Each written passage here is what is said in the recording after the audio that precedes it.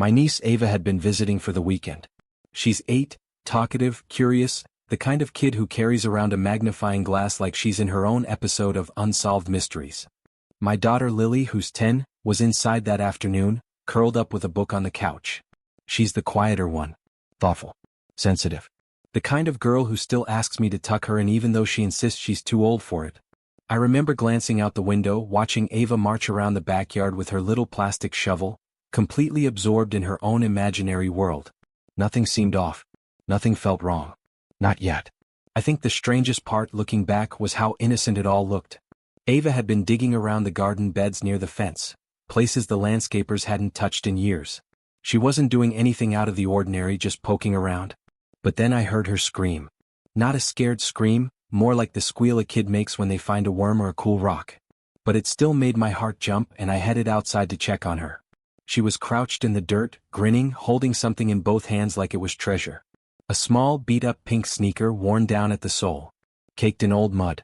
It wasn't until she turned it over that I saw the name written in faded Sharpie on the inside collar. Lily.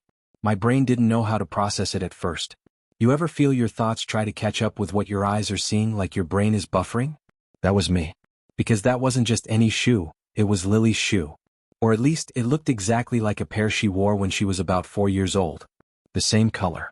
Same little flower design on the side. And the name inside, written in my handwriting, because I used to label all her clothes and shoes for preschool. The only problem? That pair had gone missing years ago. I thought we just lost it during a camping trip. I'd even forgotten all about it until that moment. I remember staring at Ava, then at the hole in the dirt, my mouth dry. "Where did you find this?" I asked her. And she pointed at the base of the fence. "I was digging for worms," she said. But then I saw something pink. I knelt down, brushed away some of the earth, and realized there was more. Another small mound buried deeper, covered in plastic, like someone had intentionally wrapped it to keep it dry. My stomach churned. It felt wrong to dig further, but I had to know. I pulled it up. Another piece of clothing. A tiny pink sweater, Lily's again. I could still remember the photo I'd taken of her in it the day we brought it home.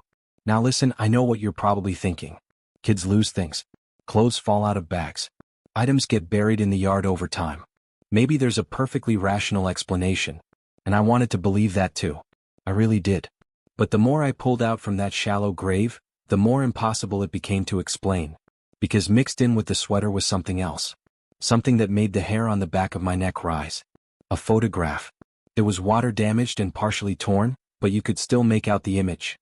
A little girl, Lily, maybe 4 years old, sitting on someone's lap. But it wasn't me. And I had never seen that picture before in my life. I wish I could tell you that this story gets simpler. That we figured out someone had just donated old clothes to the wrong bin, or that a neighbor's kid had been playing a prank. But what happened next only made things worse. Because when I showed Lily the shoe, her entire face changed. It was like watching her soul leave her body for a second. She didn't say a word. Just stared at it, then at me, then turned and ran upstairs to her room. When I followed her, I found her curled up under her bed, trembling. She wouldn't speak for almost an hour. And when she finally did, she said something I'll never forget. "I remember that place, but I don't remember you being there." That sentence shattered me. And that's when I started questioning everything I thought I knew about our past. About her early childhood. About how she used to have night terrors for years, waking up screaming about the other house, or the room with no windows. I used to think it was just overactive imagination. But now I wasn't so sure. The rest of that weekend was a blur. I tried to keep calm for Lily's sake.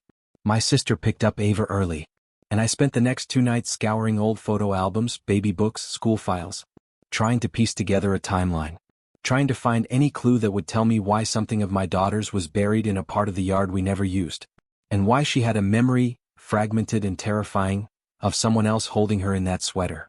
I even pulled out the home videos. We hadn't watched them in years. But as I fast-forwarded through birthdays and holidays, something began to stick out. Lily at age 3 staring blankly at the camera while everyone else sang. Lily, age 4, flinching when someone clapped near her. Lily, 5 years old, asking if she could sleep in the closet because it felt safer. I had written all of that off as quirks. Anxiety. But now it all felt like clues I had missed. The final straw came when I called the previous homeowner. The couple who lived in our house before us moved out when Lily was just 1. We bought it shortly after, thinking it was the perfect place to raise a family. But when I got the husband on the phone and asked if they ever had kids, or remembered anything unusual being left in the yard, there was this long, awkward pause. Then he said something that turned my blood cold. "You're not the first person to ask me that." I pressed him. "Art." And after some hesitation he admitted that a few months after we moved in, a woman had come by. Said she'd lived there briefly, claimed her daughter had been taken from her and might be hidden nearby. The police got involved but they couldn't find anything. They said she was mentally unstable. That she had no custody rights. That there was no proof she ever lived there. The whole thing had been chalked up to a delusion. But now here I was, holding the same shoe that woman might have been searching for. And a photo of someone else holding my daughter. You see where this is going? I didn't sleep that night. I lay in bed with the shoe on my nightstand, like it might move on its own if I looked away. My husband Mark had gone to bed early, claiming he was exhausted, but I couldn't even close my eyes. Every time I tried, I'd hear Lily's voice echo in my mind, asterisk, "I remember that place, but I don't remember you being there." Asterisk, it kept looping like a broken record. At one point I got up, went downstairs and poured myself a glass of wine, staring out the kitchen window at the patch of earth where Ava had been digging. The wind picked up around 2 a.m., rustling the branches, and for the first time since we moved into this house, the yard looked unfamiliar. Alien. Like it belonged to a different family. One I hadn't met yet. The next morning Mark acted like nothing had happened. He kissed Lily on the forehead, asked me if I wanted pancakes and scrolled through his phone like it was any other Sunday. I mentioned the shoe, hoping he'd show some of the same alarm I felt. But he just shrugged and said, "It's probably something we buried years ago and forgot about."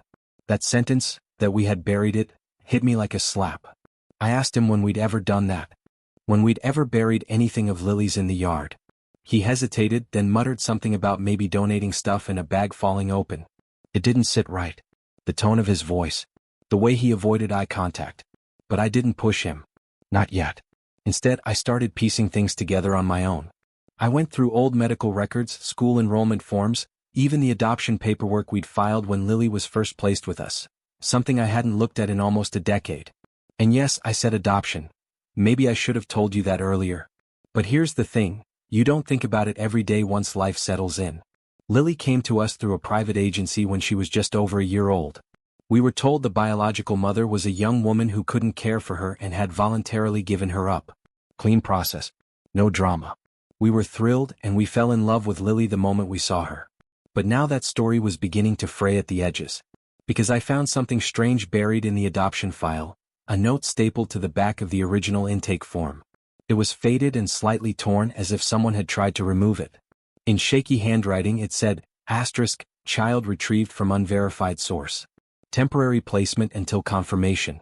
Mother unstable, claims trafficking. Investigate before final. Asterisk, that sentence didn't belong in a finalized adoption record. It was supposed to have been clean, legal, permanent.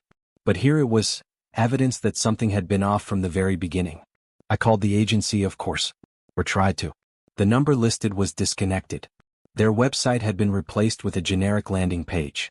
I started digging online, found an old article archived on a parenting forum. The agency had shut down abruptly 7 years ago after an internal audit found irregularities in several placements. No criminal charges were filed. Everything had been swept under the rug. Probably sealed in court. I felt sick. Not because I regretted taking in Lily, never. But because I suddenly couldn't tell if the life I thought I built was based on a lie. And if that was the case, then who had lied to me? I started thinking about everyone in our life. Not just the people currently around us, but people who had drifted in and out since we moved into this house. The old neighbor, Mr. Darnell, who used to watch Lily from his porch and always had candy in his pockets. The kindergarten teacher who got transferred mid-year after some unfounded complaints. Even Mark's sister, Jenna, who once drunkenly told me at a family barbecue that Lily looked just like her real mom, before clamming up and pretending she hadn't said anything. At the time I chalked it up to alcohol. No, I wasn't so sure. I thought back to the early days, when Lily first came to live with us. There were signs even then. Like how she'd refuse to sleep in a regular bed and instead curled up under the crib. Or how she'd cry every time I wore perfume, only the floral kind. How she'd whisper strange phrases in her sleep, ones that didn't make sense like, "Tell the lady I already did it," or asterisk, "No more tunnels please." Asterisk, I used to think it was just toddler nonsense. But if you're a parent, you know, kids don't invent language like that out of nowhere. They absorb what they hear. even when we think they're not listening. I finally reached out to someone who might help, a friend of mine from college named Rachel who now works in child advocacy and specializes in custodial anomalies. That's code for legal adoptions with suspicious paperwork. I didn't give her every detail, just enough to raise red flags. She agreed to meet with me that Thursday, and in the meantime she told me to dig deeper, but to be careful. Her exact words were, if someone went through this much trouble to erase the past, they won't want it unearthed. I started watching people closely. The mailman who always lingered a little too long by our mailbox. The delivery guy who kept leaving packages we never ordered. And then there was Mark, my husband, the man I'd shared a bed with for over a decade.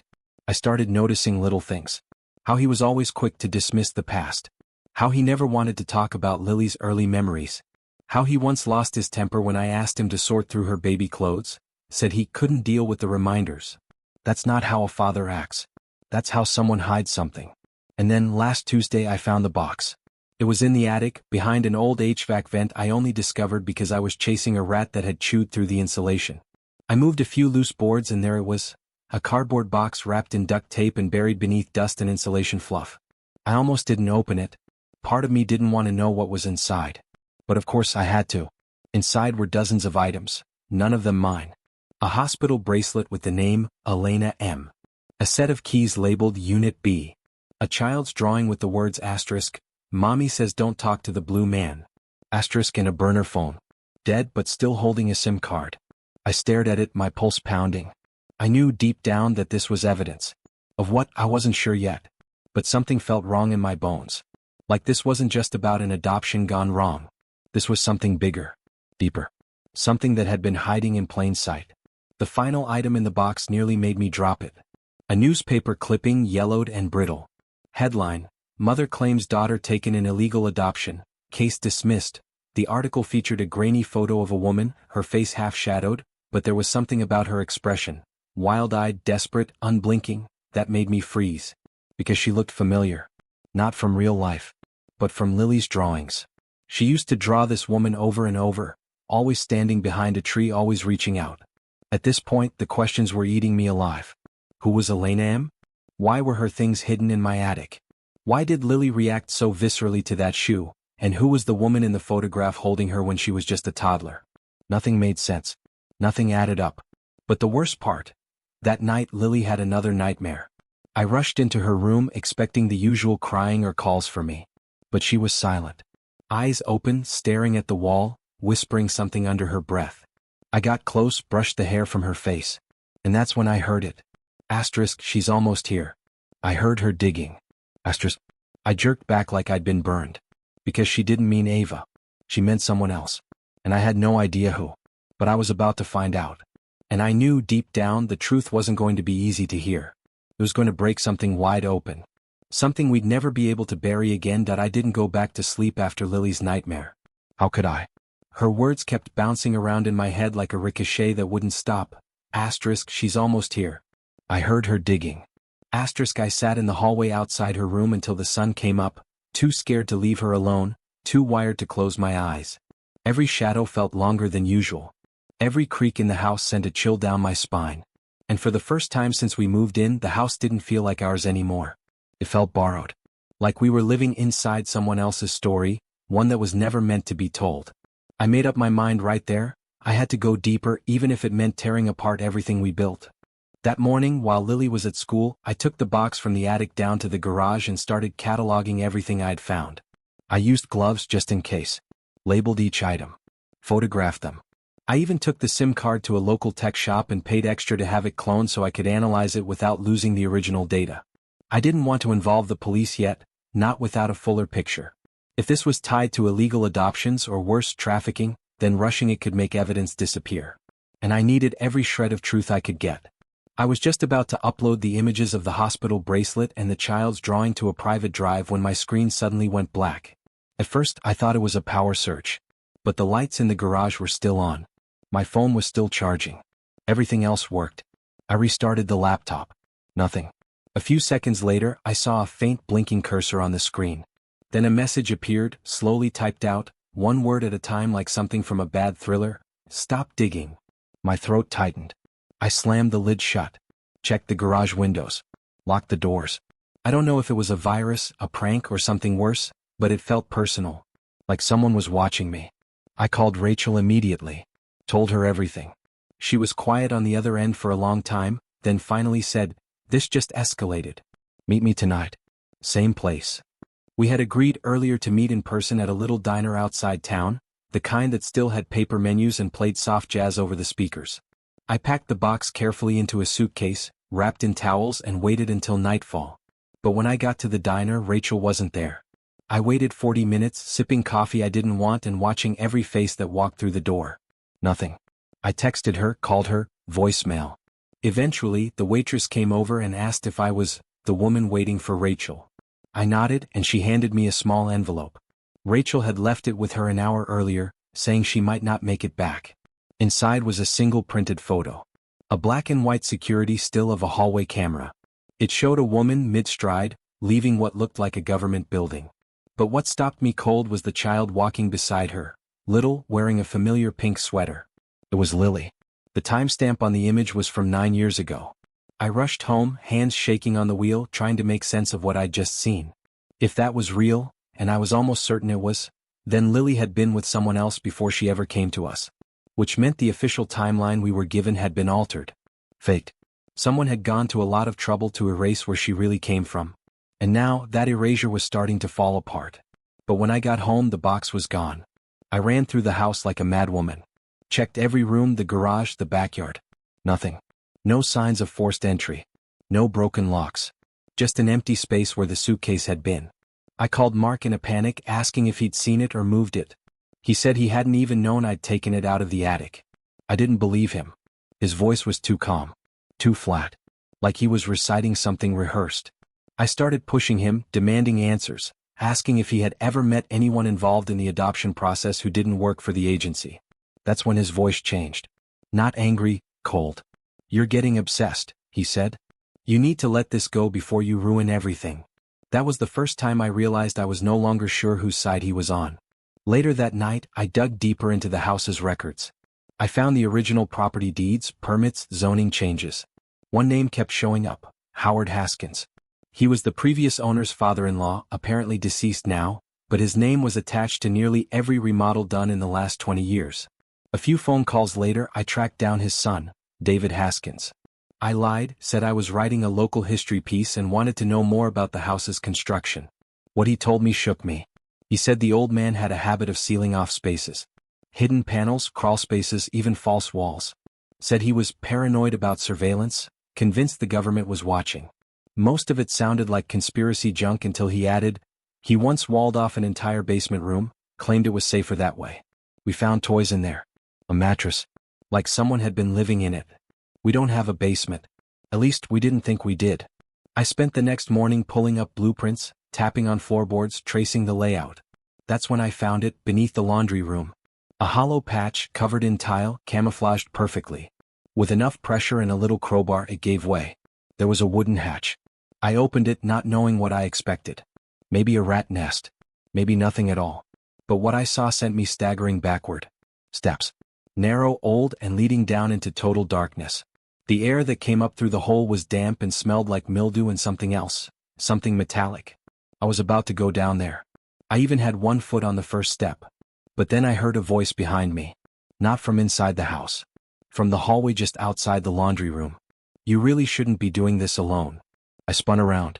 And there stood Jenna, Mark's sister. Holding a flashlight. Staring at me like she'd been watching me the entire time. The weird part? I hadn't told her anything. Not about the shoe. Not about the box. Not about the hatch I'd just discovered. And yet, she was already there. Ready. Waiting. And smiling like she knew exactly what I was about to find. Jenna's presence in that moment wasn't just unnerving, it was impossible to make sense of. She shouldn't have been there. Not at my house. Not at that exact moment.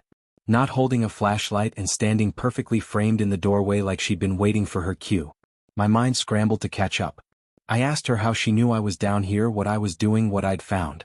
She didn't answer right away. She just stepped forward and calmly said, "Because you're not the only one who got the message." That stopped me cold. I asked her what she meant, and she pulled a folded piece of paper from her jacket and handed it to me. The paper looked like it had been crumpled and smoothed out a dozen times, the ink slightly smeared, but the words were unmistakable. The exact same phrase that had appeared on my laptop screen the night before. Asterisk, stop digging. Asterisk. But hers had come by mail.no return address. No stamps. Just dropped in her mailbox that morning, she said. And tucked inside was a photograph, just like the one Rachel had handed to the diner waitress. Except this one didn't show Lily. It showed me. Me years ago, maybe 6 or 7 years back, standing at a park holding Lily's hand. I remembered that day. It was a picnic we had with Jenna and Mark after Lily's first school play. But in the background of the photo was something I'd never noticed before. A woman sitting alone on a bench, half-turned, holding a camera. Her face was partially blocked by her hair, but something about her posture made my skin crawl. Jenna said she didn't recognize the woman either, but I wasn't so sure. I felt like I'd seen her before. Somewhere recent. Maybe in Lily's drawings, maybe in that newspaper clipping from the attic. But my memory couldn't land on it. The photo meant someone had been watching us. For a long time. And not just me but everyone close to Lily. I asked Jenna why she hadn't called me the second she got it. She hesitated, looked down, and finally admitted she had. Twice. Both times the line rang then cut off. No voicemail. I checked my phone and saw nothing in the call log. Either she was lying, or someone had intercepted the calls. I didn't know what scared me more. But then Jenna said something that made my stomach drop. You're not crazy, she said. I've always felt like there was something wrong with how Lily came into our lives. You just weren't ready to hear it. We both turned to look at the open hatch beneath the laundry room. The damp air drifted up, cold against our faces. Jenna crouched down and shined the flashlight into the darkness. The beam only reached a few feet down before it was swallowed by shadow. I asked her how she even knew about the hatch. She said something vague, something about finding paperwork years ago, when she helped Mark clean out his storage unit. I didn't even know he had a storage unit. She brushed it off, said it was nothing, just a brief rental space for furniture when we moved in. But it left a sour taste in my mouth. There were too many coincidences stacking up. Too many convenient silences. Before I could press her further, my phone buzzed. Unknown number. I nearly dropped it when I saw the preview. A text message, no name, no signature, just a photo attachment. I opened it. This time, the image was blurry, almost like it had been taken in secret, through a window or from a distance. But it clearly showed Lily sitting in her classroom at school, today. Same outfit I dressed her in that morning. Same braid. Same pencil case. The timestamp was from less than 15 minutes ago. That was the moment everything turned. I didn't care about hidden basements or mysterious women anymore. Someone was watching my daughter. Right now. I told Jenna to stay and keep the hatch closed. I was going to get Lily, pull her out of school, and figure out who was playing this twisted game. I jumped in the car, hands shaking, heart pounding, barely able to focus on the road. Every car behind me felt like it was following. Every stoplight felt rigged to slow me down. I called the school ahead to tell them I was picking Lily up early. The secretary said she'd passed the message along but sounded distracted, like I wasn't the first parent who'd called in a panic that morning. When I arrived at the school and asked for Lily, the receptionist gave me a strange look. She's already been checked out, she said. About 10 minutes ago. My heart stopped. I asked who had picked her up. The woman blinked, confused. Her father. I froze. Mark was supposed to be at work.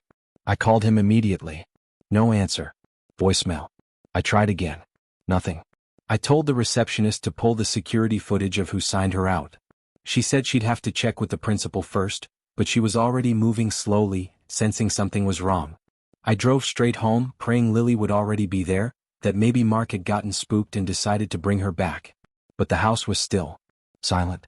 I ran from room to room, calling her name, checking her closet, her favorite hiding spots. Nothing. Just an open front door, slightly ajar. I tried calling Jenna next, only to get a message saying the line had been disconnected. That was when I noticed something on the front porch. A small, square envelope. No name. No markings. Inside, another photo. This time it was Jenna. But she wasn't holding a flashlight. She was standing beside someone I couldn't see clearly, someone tall, wrapped in a dark coat, one hand resting on Jenna's shoulder like they were posing for a family portrait. On the back of the photo were 5 handwritten words. She was never just yours. I don't know what hit harder, the implication that Lily had always belonged to someone else, or the dawning realization that Jenna might not be here to help me at all. And somewhere out there, my daughter was with someone I couldn't see. Someone who knew our every move. Someone who had been patient enough to wait nearly a decade to take her back.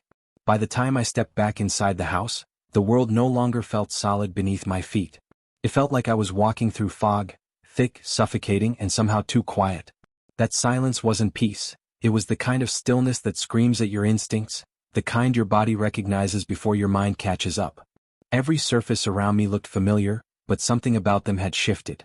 The framed pictures on the hallway wall, the ticking of the clock in the living room, even the faint scent of Lily's shampoo lingering in the upstairs hallway, they all felt like echoes of a life I was no longer certain belonged to me. I stood at the kitchen sink, staring at the empty driveway, waiting for any sign of movement. Waiting for Lily. Waiting for Mark. Waiting for anyone who could tell me what the hell was happening. But nobody came.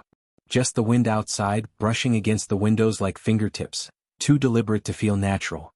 The hours passed in this dull state of suspension. I tried calling Mark again, his phone was still off. I called the police, gave them what I could without sounding completely unhinged. I told them I believed my daughter had been taken from school by her father without my knowledge and that she might be in danger. I used words like urgent and immediate, but all they could promise was to file a report and dispatch someone to our house for a wellness check. I knew how that worked. I'd be sitting in this kitchen for hours, waiting for a uniformed officer to knock politely and tell me there was nothing they could do. So instead, I opened Lily's bedroom door and sat down on her bed, holding one of her stuffed animals like a lifeline, hoping to absorb some trace of her from it. My hands were trembling so badly I could barely grip the toy. My daughter was gone. And somehow, I wasn't sure she'd ever really been mine to begin with. I was still in that room when my phone lit up again. Unknown number. I hesitated, then answered. But it wasn't a voice on the other end, it was static.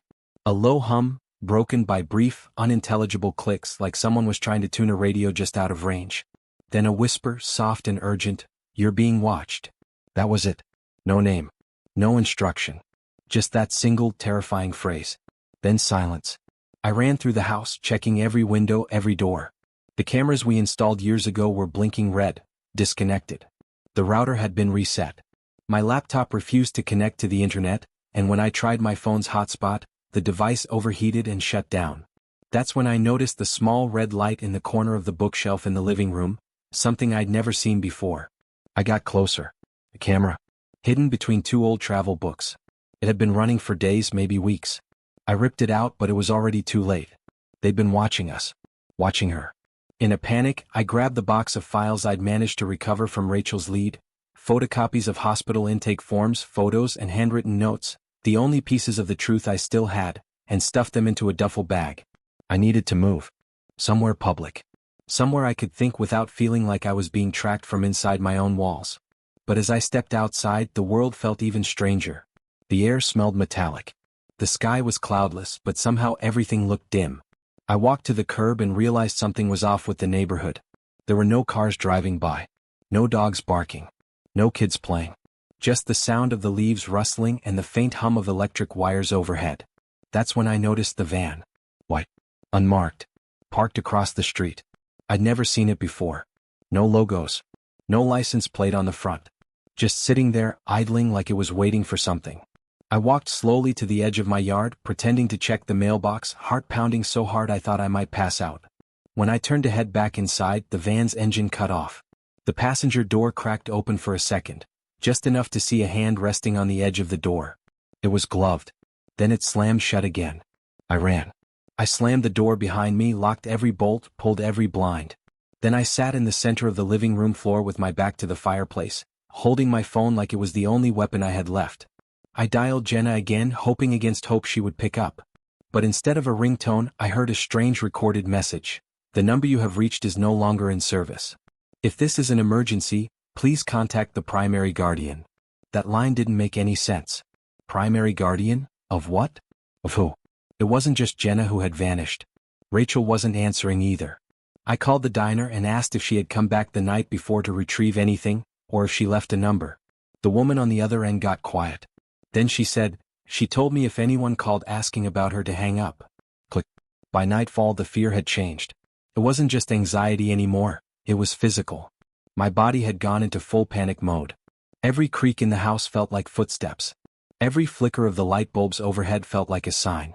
I kept checking the hallway, expecting someone to appear. But the only thing that came was another envelope, this time slid under the door. No knock. Just a quiet shuffle and the sound of a car pulling away. I didn't even want to touch it, but I forced myself to. Inside was a single Polaroid. A blurry photo of what looked like a warehouse or storage unit, dimly lit with a child's drawing pinned to the wall. I couldn't make out the picture clearly, but the colors were familiar. Pink and blue. The same ones Lily always used to draw her safe house. The place she'd once described in her sleep as asterisk, the room with no windows. Asterisk on the back of the photo were 3 words. Find Unit B. That was the final thread holding my sanity together.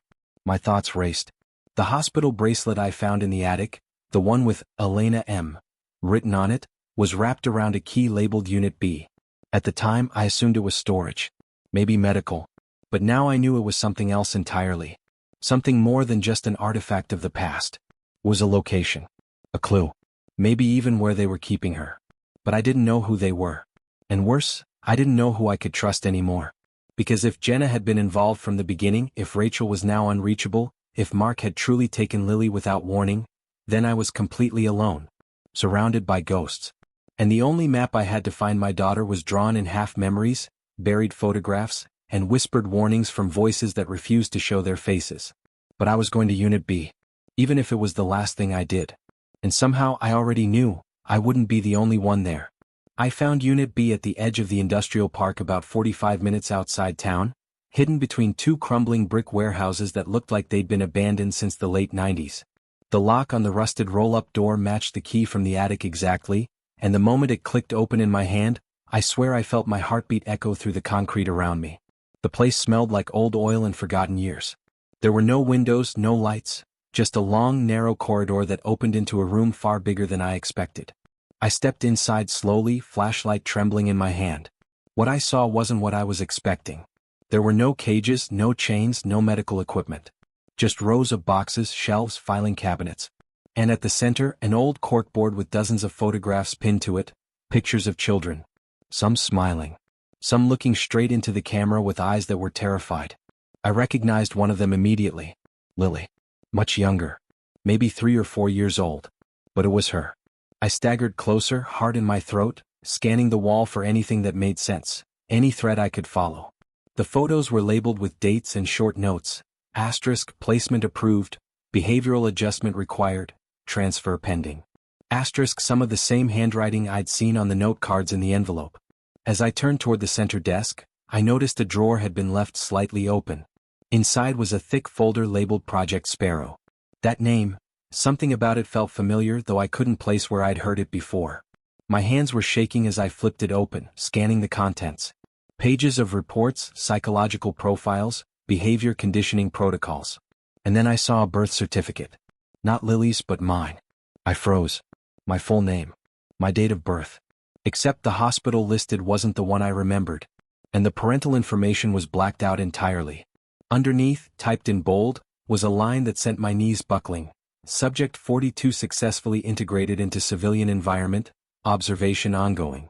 It didn't make sense. I was here to find my daughter.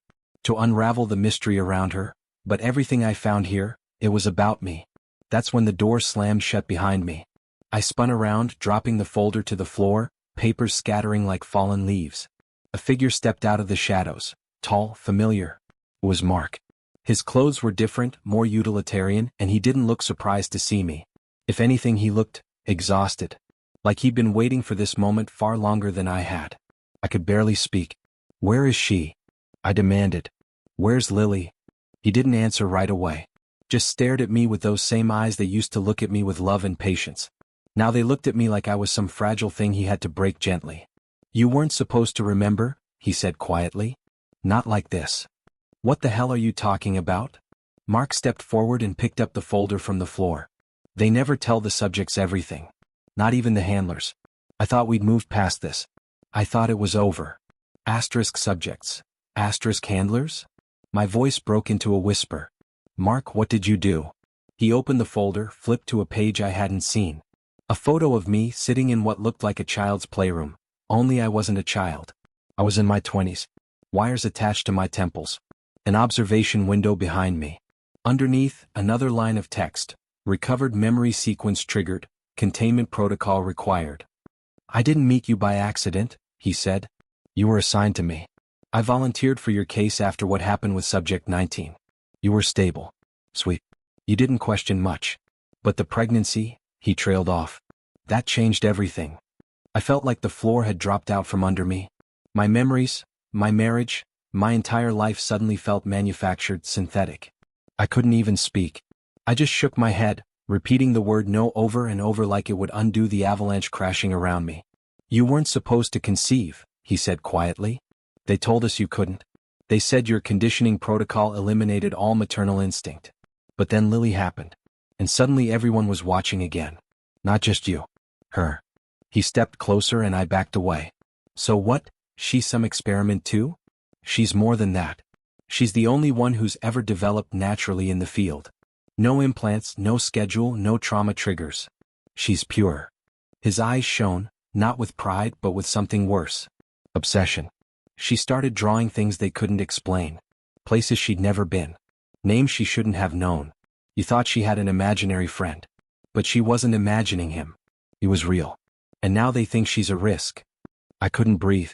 Everything I'd known, every bedtime story, every scraped knee, every laugh, it all felt like a setup now. I tried to steady myself but my voice cracked as I asked, "Where is she, Mark?" "She's safe. For now. But they're not going to wait forever. And if you keep digging they'll come for both of you."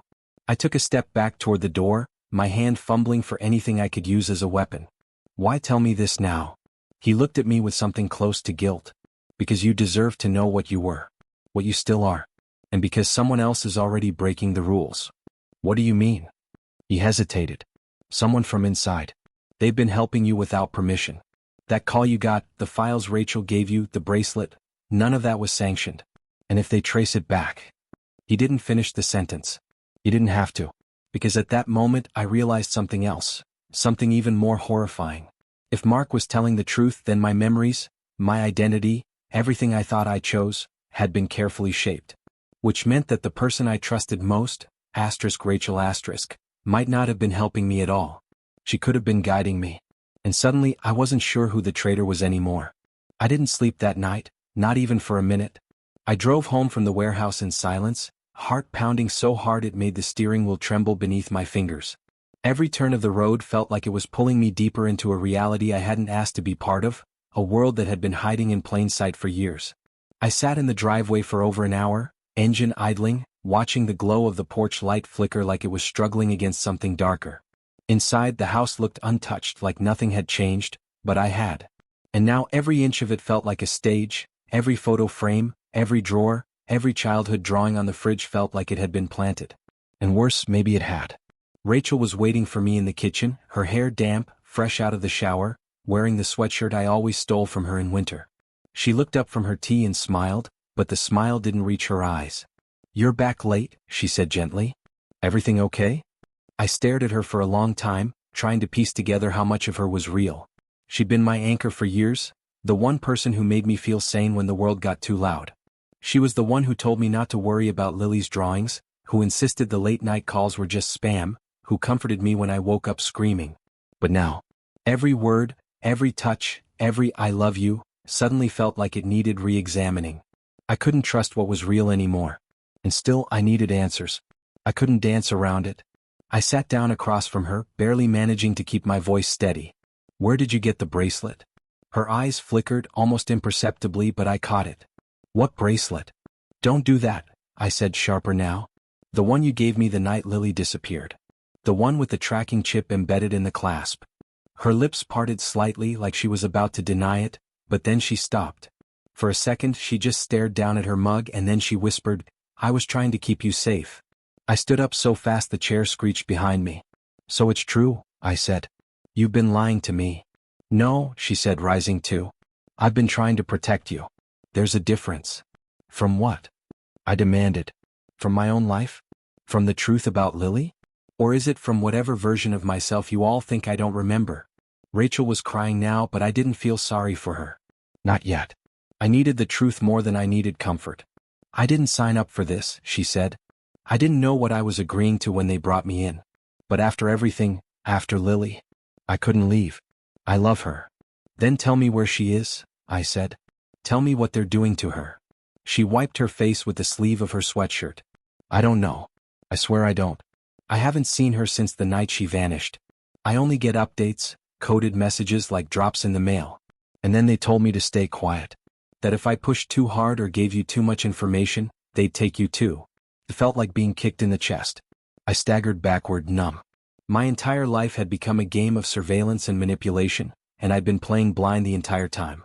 But now came the worst part, because Rachel stepped forward and reached into her pocket, pulling out a burner phone. They called again, she said. They said you were getting too close. They gave me one last offer. Either you stop digging, forget everything and let them handle this their way, or you keep going and they wipe it all. Everything.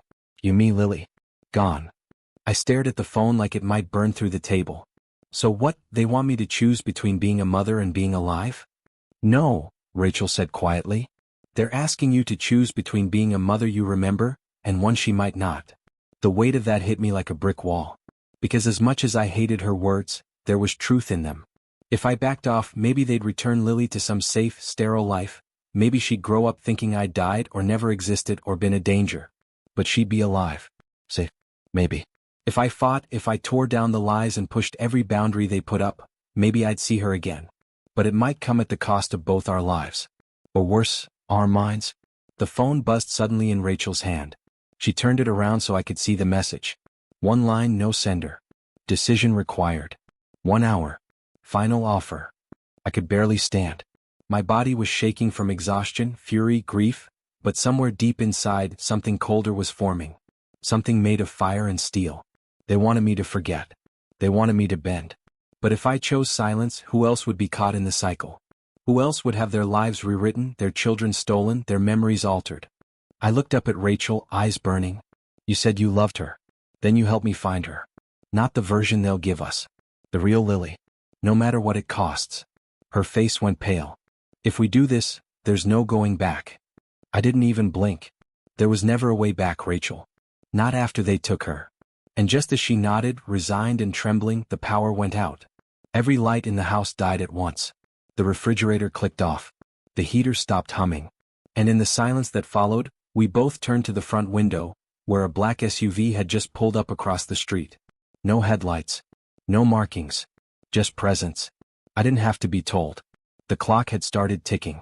Rachel grabbed the duffel bag from under the kitchen sink without even being asked, like she'd been rehearsing this moment in her head for months, maybe years. I barely registered what she packed. My mind was spinning too fast, trying to replay every conversation, every dinner, every morning coffee we'd shared, searching for signs I'd missed. I could hear the hum of the SUV engine across the street, low and steady like a pulse. The house was dark, but I knew we weren't hidden. We were being watched. Heard it. The burner phone lit up again, but this time I ignored it. I already knew what it would say. We were past deadlines now. Past warnings. The gloves were off. Rachel was mid-sentence. Something about heading south, a safe house, her old contact who owed her a favor, when the knock came. Soft. Rhythmic. 3 times. I froze. It wasn't at the front door. It was the garage. She looked at me and mouthed asterisk, run. Asterisk. But I didn't. Something was wrong. A second later, a voice filtered in through the garage, muffled but familiar. My brother. Asterisk, it's me. Open up. Asterisk. I hadn't seen him in months. He'd vanished right after Lily went missing. At the time I thought it was grief. I thought he just couldn't handle watching me fall apart. But hearing his voice now, at this hour, under these conditions, brought back every creeping suspicion I had buried under the guise of family loyalty. I turned to Rachel slowly, her eyes already welling with horror. She whispered, he's not supposed to be here. What do you mean? I said, my throat dry. He was one of them. He was in the original briefings. He was part of the monitoring team assigned to watch you after Lily disappeared. But he went dark. No reports, no data logs, just silence. I assumed he bailed. I assumed, her voice broke. I assumed he grew a conscience. I didn't wait. I ran to the garage, flipped the lock and yanked the door open. And there he was, Brandon. Same face. Same jacket. But his eyes looked wrong. Not tired or scared like someone caught in a storm. Calculated. Cold. Like a man who was already on the other side of a decision. You need to come with me, he said, his voice calm like he was asking me to meet for brunch. Now. I'm not going anywhere until you tell me what the hell is going on, I said, my fists clenched. He sighed and looked over his shoulder like this was a chore. It's not just you, sis. You were never the only one. Do you really think this was about your family? They've been running behavioral simulations on parents across the country, implanting false memories, altering grief responses, testing emotional resilience under fabricated trauma. My stomach flipped. Simulations. Lily was real, he added quickly, like that made it better. But the role she played, she was one of many. Subjects, variables. Most of the kids were retrieved after phase 3. Yours went off script. I backed up like he'd slapped me. What do you mean off script? She remembered you. They don't usually do that. His voice lowered. That's when it got dangerous. Before I could even process what that meant, Rachel came flying through the door behind me, a pistol in both hands. Don't listen to him, she yelled. He's part of containment. He's not here to help, he's here to erase you. He raised his hands slowly, no surprise on his face. I'm not here to kill you, he said. But if you keep digging, you'll force their hand. This isn't just a study anymore. It's damage control. I stepped between them. How many families? Brandon's silence was answer enough. I shook my head. No. Say it. How many? Over 700, he said finally. Across 5 regions. Parents, guardians, foster homes. All monitored. All disposable. My knees buckled and I gripped the door frame to stay upright. I couldn't speak. Couldn't think. 700 families just like mine. 700 kids whose lives had been bent, twisted, cut apart, all in the name of some shadow program nobody voted for. I need proof, I whispered. Real names, files, videos, all of it. He stared at me for a moment. Then, almost reluctantly, he reached into his coat and pulled out a USB drive. This is everything I could get. But if you open it, you're officially not a civilian anymore. You'll have to go underground. No more safe houses. No more appeals. You'll be a leak. I reached out and took it. He gave me one last look, one I couldn't read. Then he turned and walked away, no threat, no warning. Just gone. Back inside, Rachel locked every door, every window. She was pale as a ghost, her hands shaking so hard she couldn't zip the duffel. This wasn't supposed to go this far, she kept whispering. They said it was just emotional mapping. They said it was for grief therapy. For PTSD support. They never said. I stared at the USB like it held a live virus. But I knew I would open it. I had to. Whatever was in there might be the only way to save Lily, and maybe hundreds of others. But then something happened that shattered whatever calm I was still clinging to. The TV flickered on. We hadn't touched it. It lit up to a static image, a paused frame of a hallway camera. A little girl stood at the end of it. Her back was to the lens. Her arms were at her sides. She turned slowly. And it was Lily. She looked right into the camera. And then she smiled. The drive to the facility felt like a dream unraveling in reverse. Rachel gripped the wheel so hard her knuckles went white, her jaw locked, her eyes flicking to the rearview mirror every few seconds like she expected a convoy to burst from the shadows. I sat silent in the passenger seat, USB clutched in my fist, trying not to feel the weight of what I'd seen on that screen. My daughter, not just alive but watching. Or being watched. I didn't know which was worse. The flash drive had opened a door I couldn't close.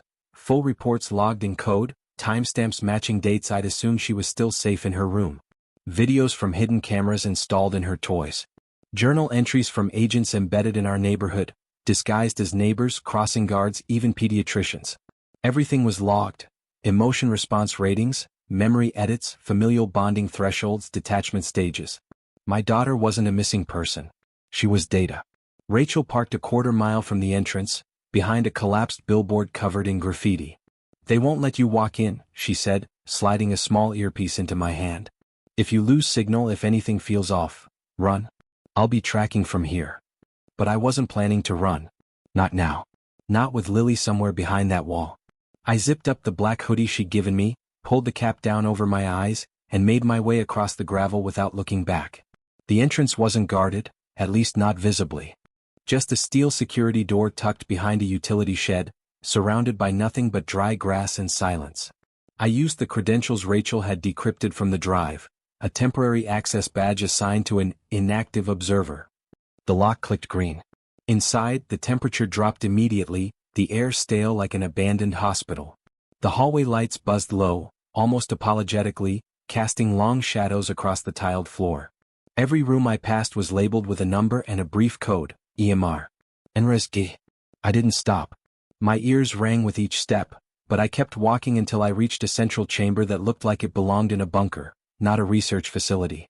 Screens covered the walls, each one showing a different child, monitored in various scenarios: playtime, mealtime, sleep. Some looked as old as 8, some barely toddlers. One screen flickered, and Lily's face appeared again, her eyes scanning the room she was in. A voice echoed from behind me. "You weren't supposed to make it this far." I turned slowly. The man standing there looked familiar, not in an exact way but in a composite way. His face was the kind that appeared in ads for trust funds or family insurance. Generic, safe, forgettable. Until he smiled. "You think this is about your daughter," he said, stepping closer, hands behind his back. "You think this is about loss, grief, injustice. That's what we wanted you to believe. Emotional entrapment yields better data when the subject believes they have agency." My knees nearly gave out. "You're the experiment," he said plainly. "Not her. You." I shook my head. "That's not possible. She's real." I held her. I raised her. She was real," he said, his tone clipped now. "But her role was temporary. You were the one being monitored. Every reaction, every spiral, every act of desperation, it all got logged. Your resilience. Your resistance. Your capacity to sacrifice logic for hope. You weren't a parent. You were a prototype." My heart was pounding so loud I couldn't hear the rest of what he said. The words blurred together. He motioned toward the screens. "You're not the only one. Every single parent you see on those monitors thinks they're the only one. That their child vanished mysteriously. That their grief matters. That they're heroes in their own sad little story. But grief is the easiest way to create control.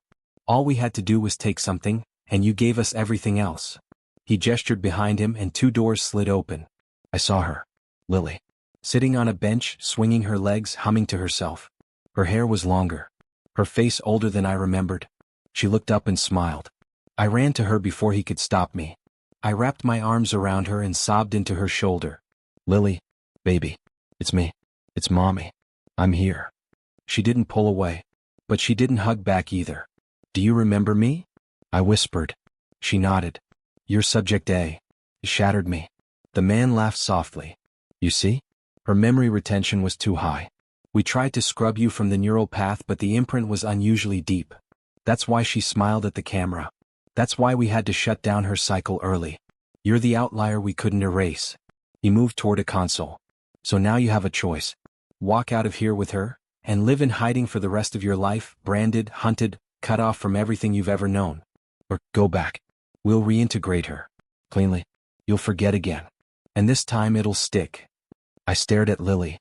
She blinked slowly, like she didn't quite understand what was happening.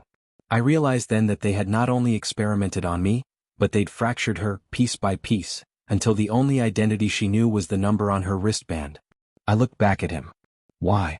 He shrugged. "Because grief is programmable. And the world is moving toward a future where loyalty will be engineered. Families are liabilities. But if we can control how people process love, loss, and memory, we control the population. No rebellions. No grief. No war." I couldn't breathe. He walked away casually, typing something into the console. "You have 30 seconds. I turned to Lily. "I'm going to take you out of here," I whispered. "We're going to remember together. I'll remind you. Every day. No matter what they've taken." I didn't wait. I grabbed her hand and ran. Alarms blared. Doors slammed shut behind us. Voices echoed through the halls, agents, orders, lockdowns. Rachel's voice screamed through the earpiece. "They're tracking you. You need to get to the south exit. Now." We made it. Just barely. We disappeared into the wilderness, through a hidden trail Rachel had memorized from the schematics. For days we didn't speak. I kept Lily close. She didn't ask questions. She just looked at me like I was a ghost. And then one night as we huddled by a fire, she reached into her backpack and pulled out a small, crumpled piece of paper. It was a drawing. A house. Our house. With the words, "Come find me again," scribbled in her handwriting, dated weeks before I'd even seen her on the security camera. She'd known. She'd always known. But the final twist didn't come until later. When Rachel pulled me aside and whispered, "There's one more thing I didn't tell you." She handed me another flash drive, this one newer, unlabeled. I plugged it into the satellite reader. The file opened.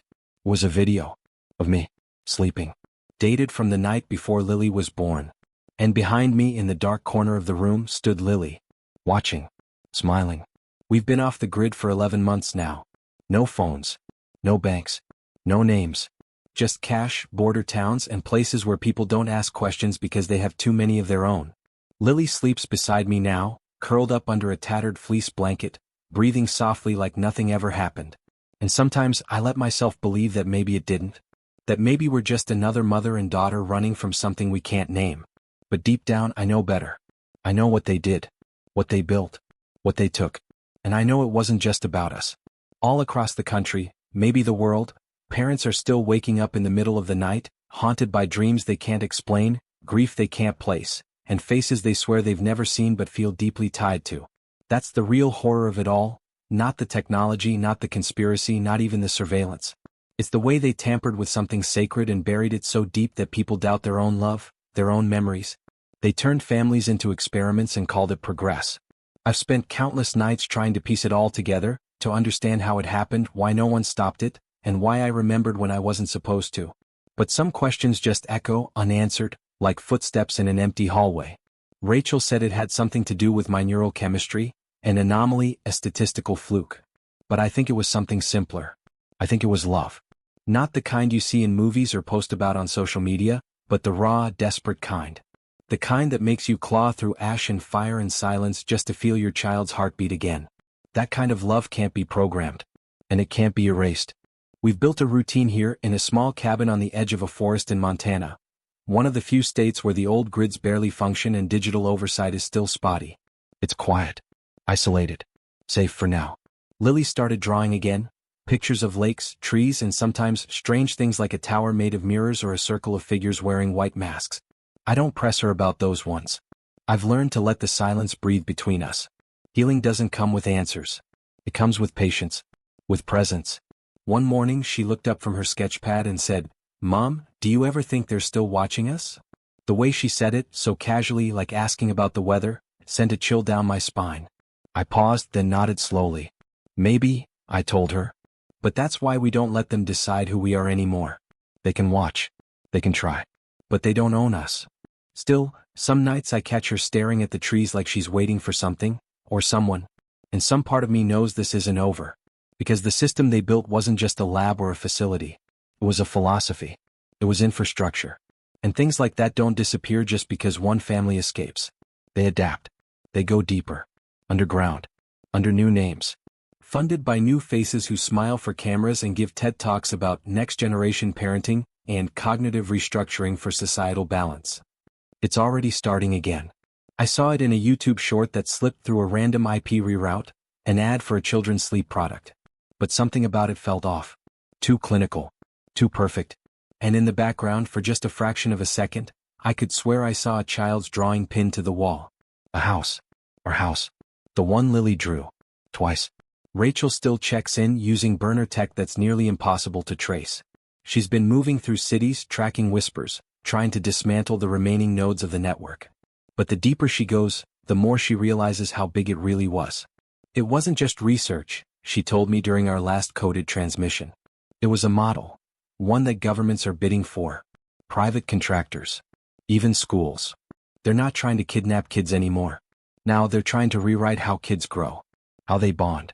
All in the name of behavioral optimization, safety, compliance. It's not abduction. It's assimilation. But this isn't just a tragedy anymore. It's a warning. For anyone out there who's ever felt like something's missing, like a memory doesn't add up, or a dream feels too real. Pay attention. Question the narrative. Don't trust the silence. Because the biggest threats don't kick down your door, they convince you it was never locked in the first place. That's how they work. Slowly. Gently. Until you stop asking why your child flinched at a bedtime story or why they hum a song you never taught them. One day I'll tell Lily everything. Every broken piece. Every truth I clawed from the edges of madness. But for now, I let her run barefoot through the grass and pick flowers she calls by names I don't recognize. I let her be free. Because even if I can't undo what was done to us, I can still give her this. A life outside the system. A story not written by them. And if they ever come again, if those men in gray suits and clean smiles ever find their way to us, I won't run this time. I'll be waiting. And this time I won't be alone.